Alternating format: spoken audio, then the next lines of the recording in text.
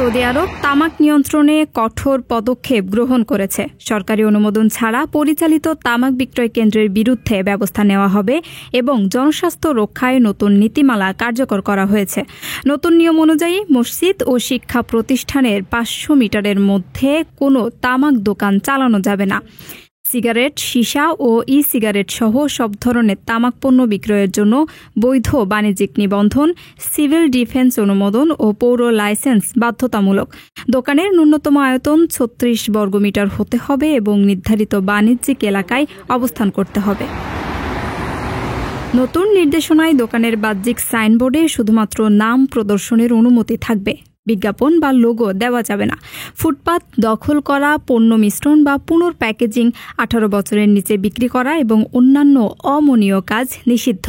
CCTV, পরিচ্ছন্নতা, নিরাপদ বর্জ্য ব্যবস্থাপনা এবং ডিজিটাল পেমেন্ট বাধ্যতামূলক। পৌর কর্তৃপক্ষ নিয়মিত তদারকি করবে এবং অমান্য করলে শাস্তিমূলক ব্যবস্থা নেওয়া হবে।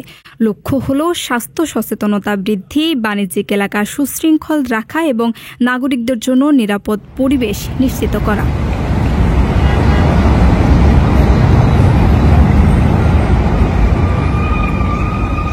প্রিয় প্রবাসী, আপনার নিরাপদ ভবিষ্যতের জন্য অর্ধেক দামে আজই ফ্ল্যাট বুকিং করুন। ঢাকায় প্রবাসী সিটি দিচ্ছে সীমিত সময়ের স্পেশাল অফার। জমি ও ফ্ল্যাট একসাথে। যোগাযোগ করুন স্ক্রিনে দেওয়া নাম্বারে।